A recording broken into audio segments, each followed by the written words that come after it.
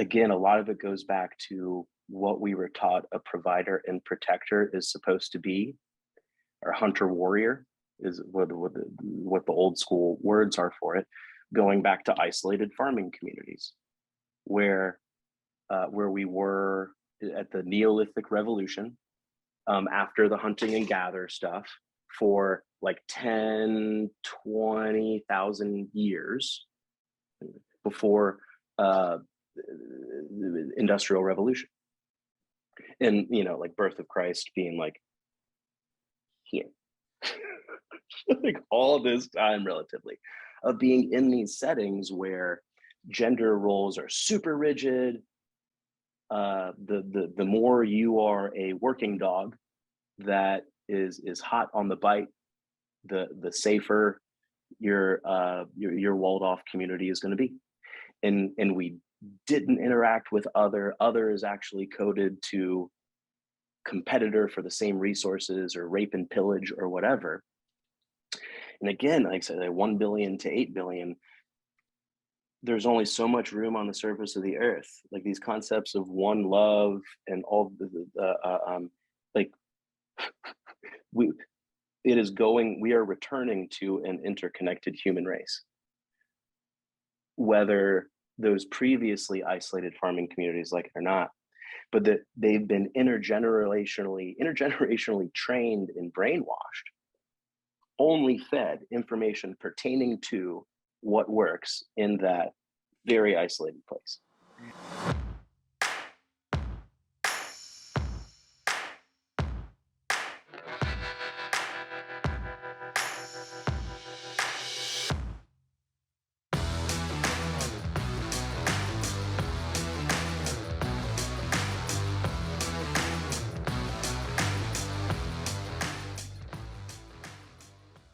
Logan, how are you, man? Good. How are you? It's great to meet you. You too, man. This is an honor. I'm super stoked. I absolutely love your content. Oh, that's awesome. I love your energy. I just got out of session with a pretty mellow client, and you're right in with hands up. I was like, right on. Okay, let's go. Got it. So I am with the Balanced Man Plan author and licensed marriage and family therapist Logan Cohen, and you can find him on all the stuff, and in the show notes I'll include all of Logan's social handles and website and everything. I am a huge fan of his stuff. I have been secretly stalking him for a few months now. He's got such amazing content and has got the little bit that I have learned and read about you, Logan. You've got a really amazing story. So let's do this one first. How did your childhood impact your adulthood emotionally? A lot. So the household that I grew up in, the primary caretaker has had the untreated mental health stuff, and used everyone else as a placeholder to be upset with life around that on. I was the oldest, and so partially in my sibling position, I've always taken a lot of responsibility for going into spaces and figuring out who's safe and who's not, and trying to look out for folks who are in more marginalized positions, whatever that's going to look like, and can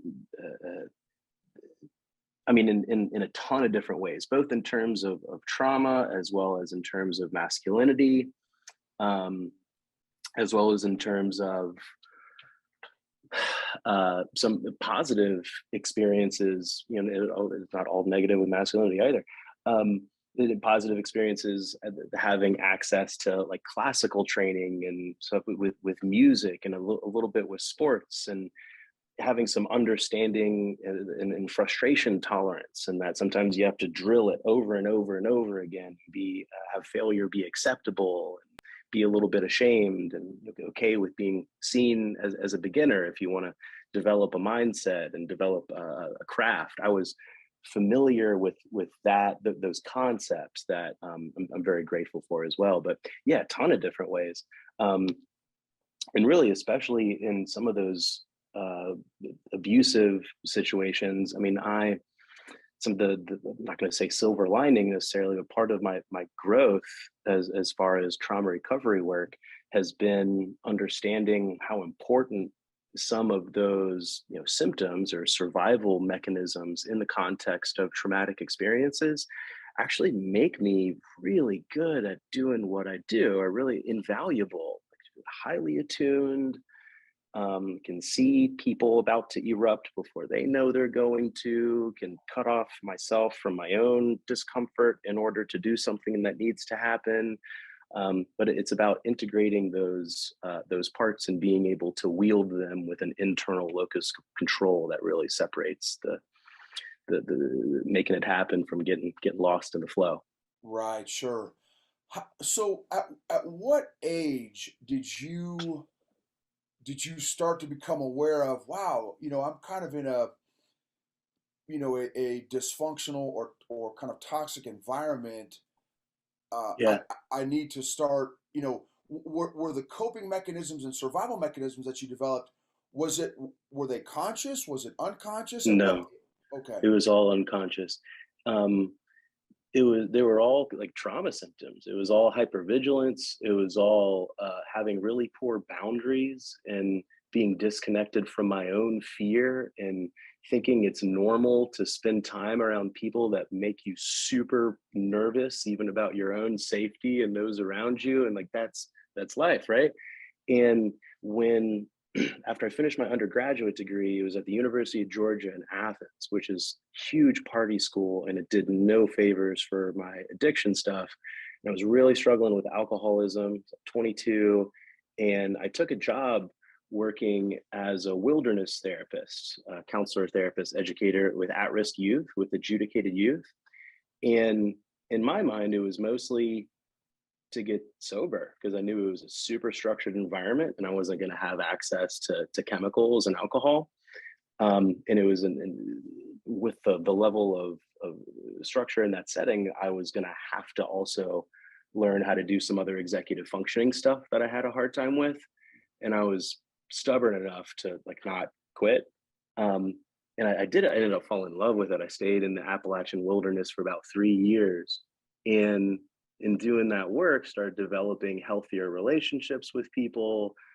Started doing my own psychotherapy, seeing in getting lost in the service to others, and realizing the parts of life that I'd perceived before that actually weren't true, that were just limiting beliefs based on scarcity and trauma. And when you're like going through riots or just the getting lost on river trips with 15, 16-year-old gang members who are suddenly just like little puppies trying to get close to you for a sense of safety in South Georgia, totally out of their element. And like, wow, like this is what it's about. And living in some of those group settings again, I mean, it was just as therapeutic for me as it was for them. And fell in love with counseling psychology, realized that I wanted to work with systems of relationships. Um, I wanted that to be family therapy, and went out to Portland to study from there. But it wasn't until my early 20s when I realized when I started getting sober, uh, how much I was medicating my mental health. Were you self-aware as a kid, or not? Again, not until college that you started to become self-aware. A little bit. I was a creative kid and an expressive kid. I was the kid who was I was really verbal, and that was just something that naturally happened really early, and I would read quickly, and I was really curious about stuff going on. And I remember we got introduced to poetry in elementary school or something in fourth grade, and I started writing poems that were like about death, that were like freaking out my teachers. And I got called in, and they were like, something's going on with him. I don't know if he's like got I don't know if it's good or bad, but something's happening with him. Um, and probably a little bit of both. And and I was always the caretaker of the group. it was a high risk group where I was probably not easily identified as the caretaker of that group by an outsider. But insiders of the group would know that if you're having a bad trip, like you go find Logan or whatever. Wow. So so thank you for sharing that. Thank you for Yeah, vulnerability and your transparency and everything. sure. In your 2+ decades Hmm. of therapy and starting there in Athens, Georgia, kind of your journey there emotionally, what are some of the emotional lessons you have learned about men? I think in large part that we are trained to think about ourselves as men first before being human. And that is inherently problematic, not only for our humanity, but for fulfilling those sacred roles of provider and protector as a servant leader should needs to. Mm. And almost in a similar way to if I'm a big dog person and I like big old big headed working dogs. They're just fun and they're really fun to cuddle with too. Like on the back end, there's that is if you have like a hot or prone to aggression pit bull or bulldog, that I mean that's the breed when they're excited and allowed to be excited enough and or dominant enough, they're prone to um, using their mouth to get control of the situation. However, if all the needs as a dog are taken care of underneath of that, you don't you're never going to run into that. And if they know, if they're taught how to be a part of a household and a community, you're really never going to run into that. And in fact, you'll be able to get to that trait that's always been praised by the old dog men of gameness. Like it is actually real gameness, is willing to engage an adversary that's bigger than us to protect what we love behind us, not just because we want to destroy everything that's in front of us. Love of power. Right?